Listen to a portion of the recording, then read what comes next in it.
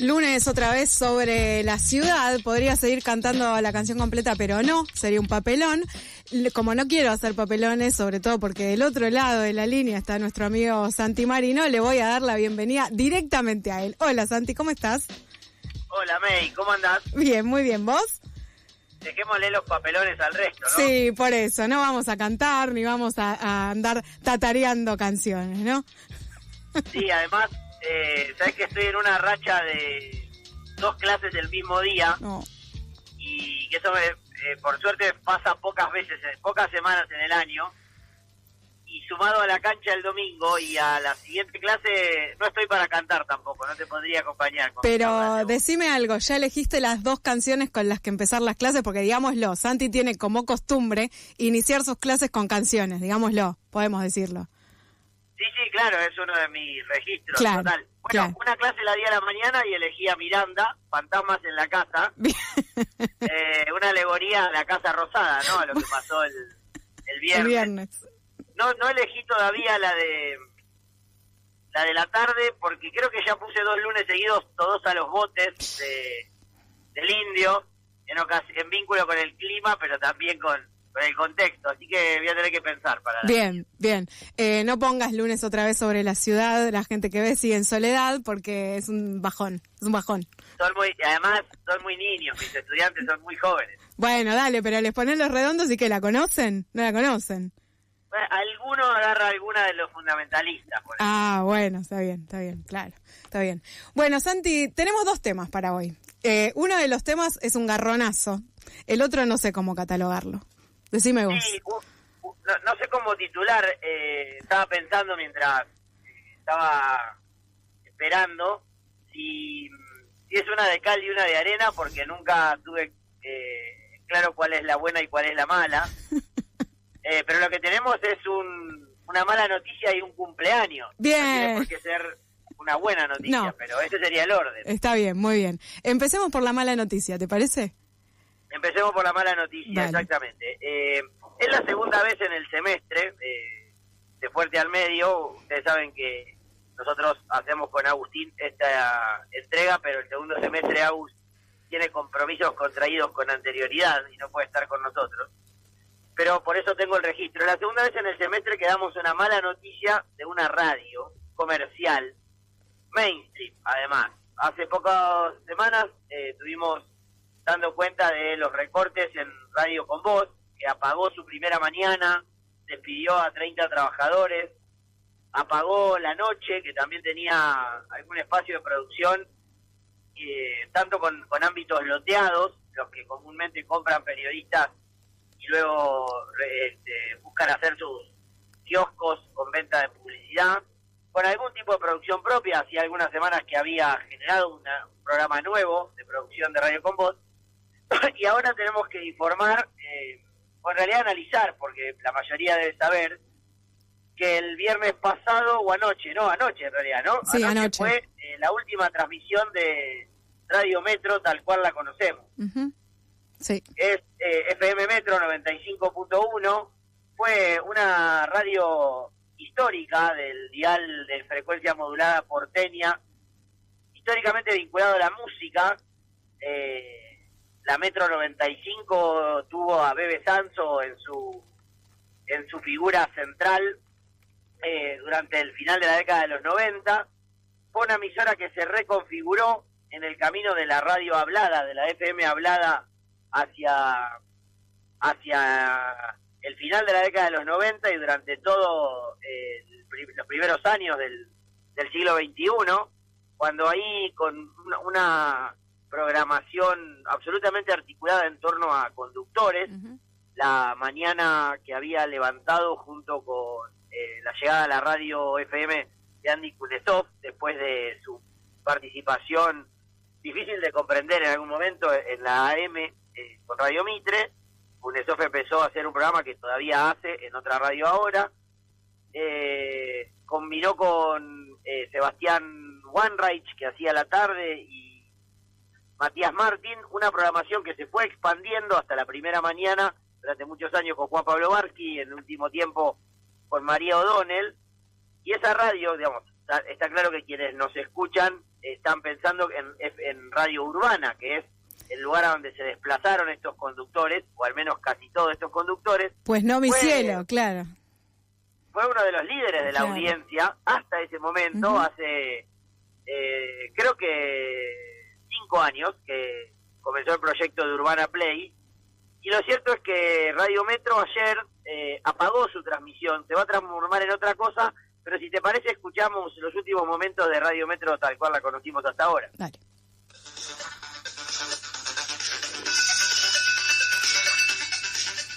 Bueno, llegamos al cierre, llegamos al final. Gran tema de cierre. Gran tema. Chemical Brothers, Golden Path, como representante de lo que propuso esta radio durante todos estos años. Gracias infinitas a todos los que hicieron parte de Metro, directivos, laburantes, productores, operadores, editores, periodistas, columnistas, locutores, locutoras, cantidad de gente que... Productores. Ya lo dijimos, que nos llevamos. Son los vínculos de una familia Metro que existe de verdad y que transciende las generaciones y distintas etapas. Así que todo mi cariño para los laburantes de Metro y todo mi cariño para los oyentes de esta radio, que nos vamos a reencontrar seguramente en algún momento. Así que muchas gracias. Gracias a todos, gracias a vos, Fede, a todos. Chau, fue todo hermoso y nos vemos por ahí. Algo nuevo está por empezar a sonar. Una frecuencia que todavía no conoces. Pero que muy pronto va a estar en todas partes. En tu auto, En tu celular. en la compu. En la ciudad entera. Una señal que va a traerte a tus artistas favoritos. Que va a regalarte entradas. Encuentros únicos. Momentos que parecen Parecen imposibles. imposibles. Todavía no sabes cómo se llaman. Pero dale, estás escuchando.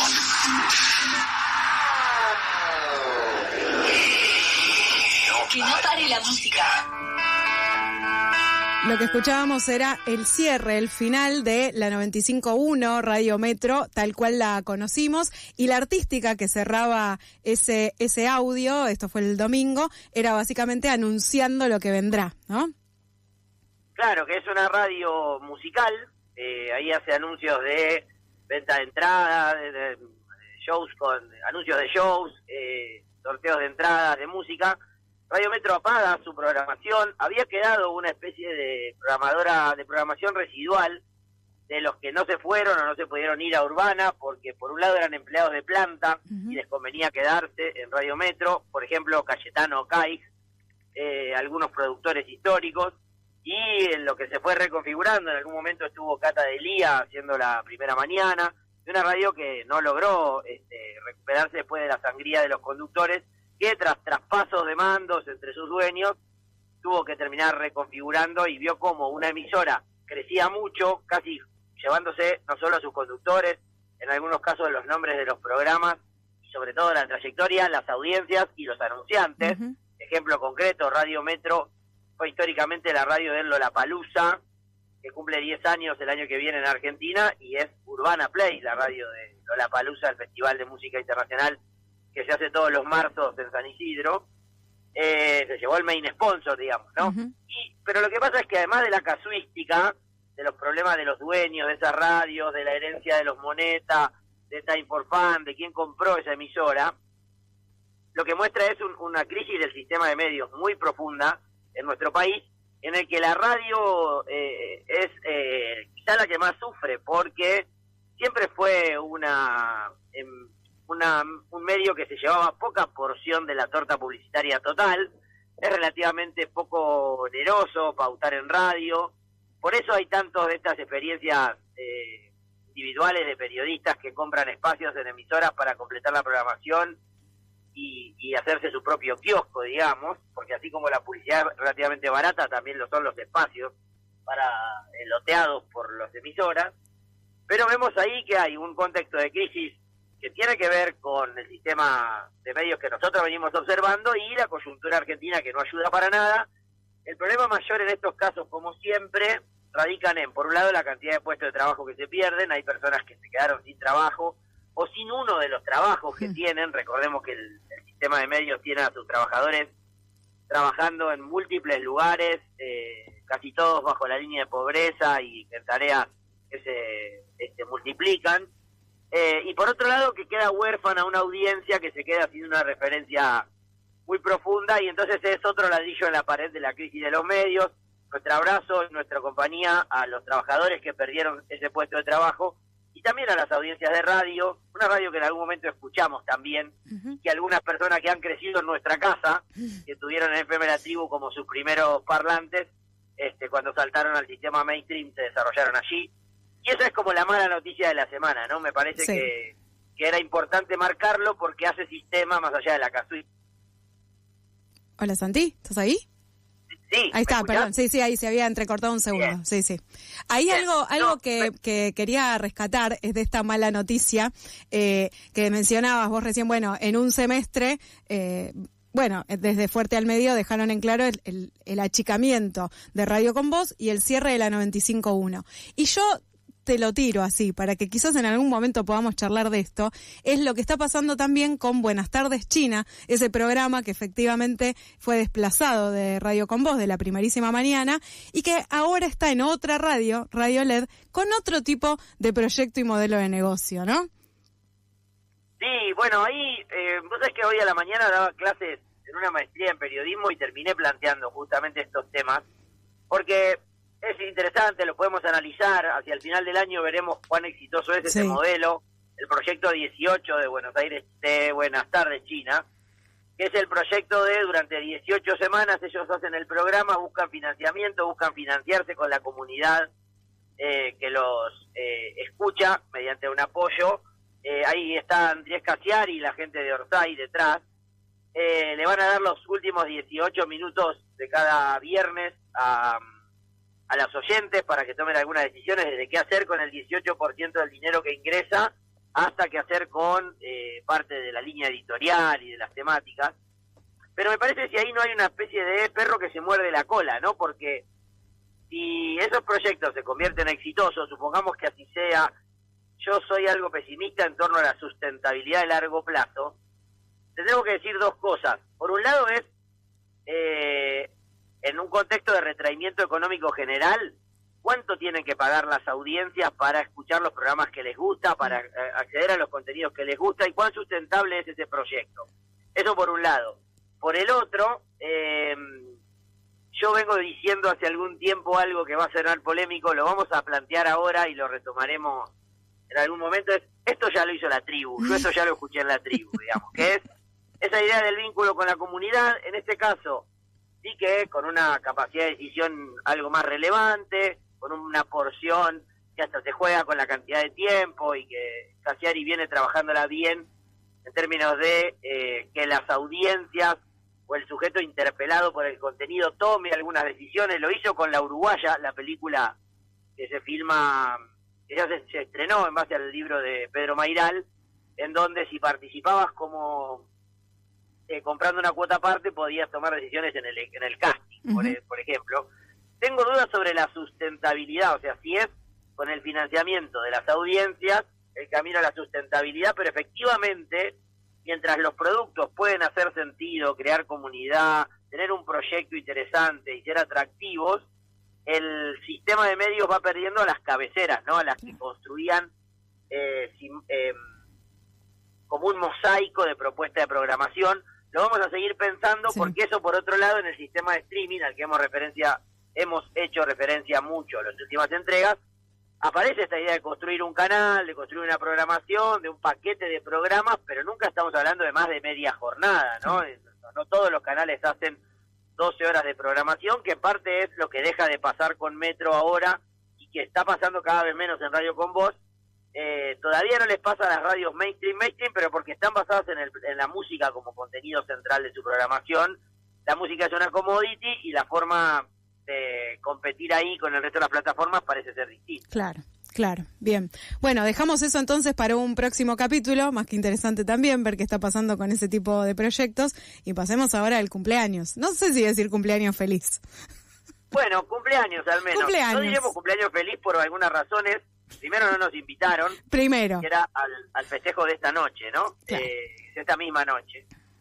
Pero sí, y feliz para quién, podríamos decir. Yo creo que para los dueños del Grupo Clarín es un cumpleaños feliz. Es un buen momento más allá de algún tipo de coyuntura.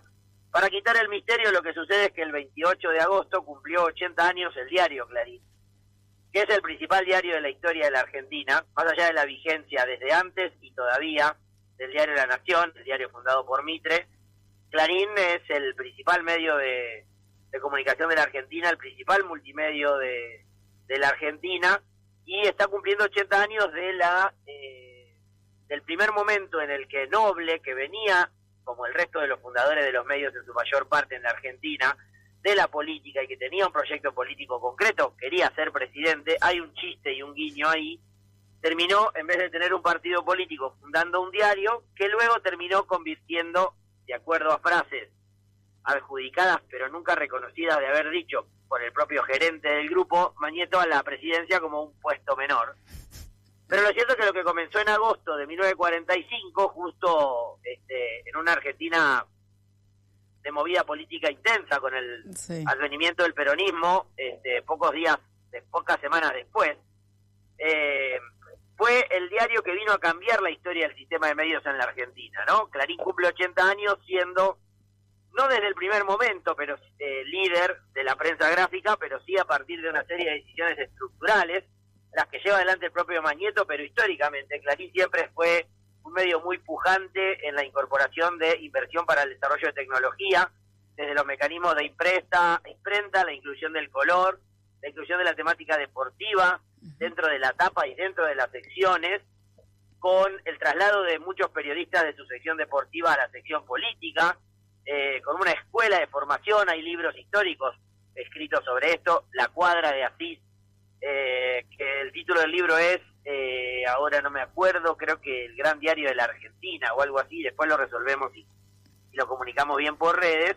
Han descrito eso que pasaba ahí, formas de financiamiento cruzado muy particulares, según trabaja Martín Siva, que en la historia monumental que escribió sobre Clarín, había tanto reconocimiento de que los periodistas tuvieran sus propios kioscos ocultos dentro de los textos, estamos hablando de la década del 60, 70, hasta los 80, el vínculo con la política que le permitió al Grupo Clarín llevar adelante esas inversiones en tecnología que decíamos y transformar un recorrido que es muy particular, que es el de convertirse en una empresa proveedora de servicios de comunicaciones, una telco, habiendo comenzado siendo un diario, con perdón del uso del gerundio,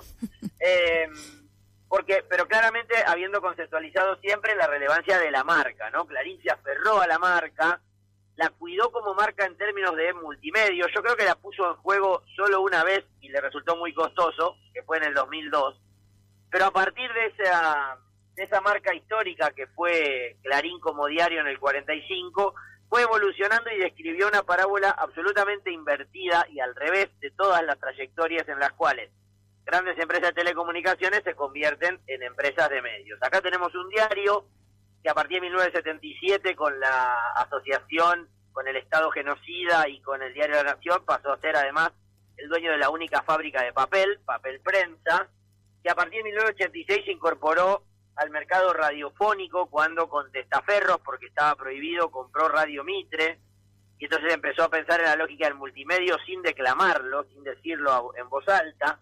En el 89, y consiguiendo modificaciones a la normativa vigente, consiguió introducirse al mercado de la televisión, cuando la privatización del menemismo le otorgó la licencia de Canal 13. En el 92, Clarín creó en la zona norte del área metropolitana de Buenos Aires Multicanal, la empresa proveedora de servicios de televisión de pago por cable, un negocio que inició lentamente, que se entendía todavía como servicio complementario en ese momento por la ley, por la normativa, pero al que Clarín se tiró de lleno desde el año 94, cuando se quedó con los derechos de transmisión del fútbol, con la hasta el 2014. Ahí, en asociación con la empresa Torneos y Competencias, se creó la señal Teis Sport, que es 50% de Clarín y 50% de Torneos. Por esa señal vehiculizaba la transmisión de los partidos de fútbol, y junto con los derechos del fútbol y un préstamo en dólares en el exterior, en el 1-1, Clarín salió a comprarse los cableros de las localidades de provincia, que lo convirtieron en el principal operador del mercado de TV paga en nuestro país. Y eso ya lo convirtió en una empresa proveedora de servicios, además de en el gran diario argentino. A partir de allí creo que la historia es conocida, un medio que siempre fue muy afín a los intereses políticos de todos los gobiernos, con relaciones muy, ¿cómo decirlo? Carnales, ponele. Sí, pero también como tácticas, ¿no? Porque eran coyunturales, claro. Quiero decir, Clarín sabía en qué momento soltarle la mano al gobierno de turno al que le había sacado lo que necesitaba, específicamente cambios normativos o exenciones impositivas, o las dos a la final, digamos, ¿no? Las dos juntas.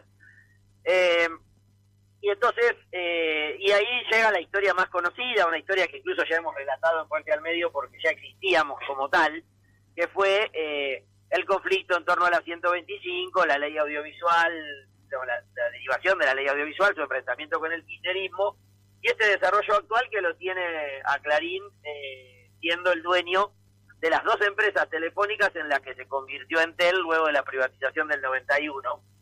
Entonces esa trayectoria nos tiene que llamar la atención porque Clarín es una empresa muy potente de la Argentina y que con decisiones estratégicas muy significativas, sobre todo desde la llegada de Magneto en adelante. Recordemos que Magneto llega de la mano de los hermanos Frigerio, que siendo parte del partido desarrollista al que estuvo siempre adscripto Clarín en su línea editorial, fundamentalmente en la economía, cuando muere Noble, Clarín estaba en una situación muy incómoda, estaba en un proceso de acefalía, estaba en un proceso de crisis económica muy profunda. La familia Frigerio, el abuelo el Tapir, como le decían, ¿no? El abuelo de Frigerio, claro, del gobernador, claro. Del gobernador de la provincia de Entre Ríos, sí. Le acerca algunos nombres a la señora Ernestina Herrera de Noble, que es una de las dos mujeres más importantes de la industria de la Argentina en la década de los 80 y de los 70. La otra es Amalia Lacroze de Fortabat. Claro. Fíjate la diferencia, Ernestina nunca perdió el control de la empresa. Amalia Lacroze en algún momento decidió abrirse al ingreso de capitales extranjeros y desprenderse finalmente de Loma Negra, pero lo cierto es que desde entonces Magneto tomó las decisiones que lo convierten para mí en el hombre de Clarín. Ese es el título de la biografía que autorizó Magneto publicar a José Ignacio López sobre su historia. Esto se publicó en 2008, fue justo antes del comienzo del conflicto con el kirchnerismo, pero Magneto primero ordena las cuentas. Recordemos, son estudiantes de economía junto con Lucio Pagliaro y los hermanos Aranda. Convierten a una empresa muy grande en problemas económicos, en una empresa muy grande y con un proyecto de expansión muy significativo. Decide transformarla en proveedora de servicios, primero con la televisión de pago y luego con el ingreso a los sistemas de telecomunicaciones. Clarín además leyó muy bien hacia dónde iba el mercado de medios, porque sin perder nunca el control de la producción de los contenidos, lo que implicó con claridad fue saber que había que transformarse en una proveedora de servicio de conectividad o morir, digamos, claro. ¿No? Efectivamente así lo hizo, y más allá de los avatares, de haber puesto en juego la marca, insisto, en aquel 27 de junio del 2002, cuando Clarín titula "La crisis causó 2 nuevas muertes", culpa a la muerte de Costecchi Santillán a una interna, culpa de la muerte de Costecchi Santillán a una interna del movimiento piquetero, cuando José Mateos tenía, el fotógrafo de Clarín tenía las fotos del momento en que el comisario Fanchotti le dispara a Maxi, que quería asistir a Darío en la estación Avellaneda. Más allá de ese momento hay una historia que convirtió a Clarín en la gran empresa infocomunicacional de la Argentina, con vínculos políticos muy significativos, con acuerdos económicos muy relevantes y con 3 leyes que podrían resumir la incidencia en la adecuación del marco normativo a su necesidad. La Ley de Preservación de Bienes Culturales, ¿cierto? La Ley Clarín, la del 2002, ¿no? Fue la que evitó la... ¿Cómo? La del 2002. Claro, la que en 2002 evitó que Clarín quedara en manos de sus acreedores externos y se aplicaba la ley de quiebra. Y después, luego de la derrota que sufrió Clarín porque logró sancionarse la ley audiovisual, la mal llamada ley de medios, a pesar del intento de rechazo y de la judicialización que perdió. Recordemos que en 2013 la Corte Suprema declaró constitucional a la ley. ¿Cómo olvidar esos amicus curiae, no? Con los amicus curiae, exactamente. Que ahí Clarín, además de perder la discusión normativa, lo que perdió fue también, ya lo había perdido en aquella frase de Néstor Kirchner, ¿qué te pasa, Clarín? La inmaculada concepción de su figura, que no era la de una empresa. Inmaculada Concepción es una idea de Martín Becerra. No era la primera vez que Clarín había sido vituperado, criticado por un presidente. Alfonsín, en el discurso, en la apertura de la muestra de la rural del año 86, sí, tiene una crítica muy significativa contra el grupo Clarín. Yo les pido que lean el Clarín. Hay un discurso de quienes saben imitar a Alfonsín muy bien, muy hecho muchas veces, pero claramente Néstor Kirchner le quitó el velo, y luego esa derrota, que primero fue simbólica, la segunda derrota simbólica, ¿no?, del grupo que marcamos, luego fue político-regulatoria, consiguió 2 triunfos muy significativos para completar esas 3 gemas regulatorias. El desguace a la ley audiovisual, que sanciona Macri en septiembre del 15, eliminando todos los límites a la concentración de la propiedad, que se combina con el permiso para la compra de Telecom, y luego en la actualidad la posibilidad de comprarse Telefónica, que si bien está discutido por el gobierno, la figura de Javier Milei, hay una muy buena nota que publica Martín Becerra en el semanario Cooperación, en donde hace referencia que desde marzo de este año Milei tiene en su tuit fijado un texto muy largo atacando a Clarín porque quiere comprarse Telefónica. Bueno, ya se lo compró a Telefónica, y entonces Clarín festeja hoy 80 años en el Colón por la noche. Tiene casi los mismos años que Mañeto, su gerente tiene 81 años, hay un vínculo ahí interesante casi en términos matemáticos, convirtiéndose en la principal empresa telco de la Argentina, una empresa que sobrevivió a todos los gobiernos y a los cambios tecnológicos. Como dice la canción, pasan los años, pasan los jugadores, pero lo que no pasa, Clarín, es tu pasión. Ahí estás liderando el sistema de medios argentino y cumpliendo 80 años de lo que será quizá su producto emblemático, posiblemente el que tienda a desaparecer más pronto. Sí. No fue TN el que desapareció. Ya los medios no le generan los ingresos que necesitan, sí los permiten y son usados para vehiculizar y lubricar sus relaciones con los gobiernos y las otras empresas, para convertirse en lo que es hoy un gigante de los medios en América Latina. Es muy interesante todo este raconto que hace Santi, porque efectivamente es destacable como, siendo un diario, ¿no?, y ante esta caída estrepitosa de la venta de diarios impresos, bueno, efectivamente es lo que menos le importa, menos ganancia le da, incluso podríamos decir hasta menos inversión tiene, porque básicamente hoy sus negocios pasan por otros lados y supo diversificarse. No, la posibilidad de diversificarse es muy notable. Habría que ver, faltaría una nueva entrevista de Sivak con Mañeto de nuevo, para ver si lo dejan porque todavía les interesa, o si lo dejan para mostrarse que todavía vive y ponen mucha plata ahí. Pero efectivamente la capacidad de diversificarse es digna de un análisis de estudio. Otra recomendación de lectura: por estos días va a salir publicado en español un libro que publican Martín Becerra, Guillermo Mastrini y Ana Bisbergué sobre Clarín. Es un texto que escribieron, si yo no recuerdo mal, en ocasión de los 75 años. Se publicó en inglés en Estados Unidos y ahora llega a la Argentina, y es un libraco muy interesante para estudiar a Clarín. Hay muchos libros escritos.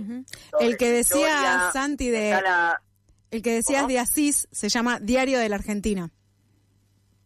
Ahí está, Diario de la Argentina, y está también la serie que dirigió Ari Lijadar, que está disponible en YouTube, sí, que tiene muchas entrevistas muy buenas, hechas con distintos trabajadores históricos de Clarín.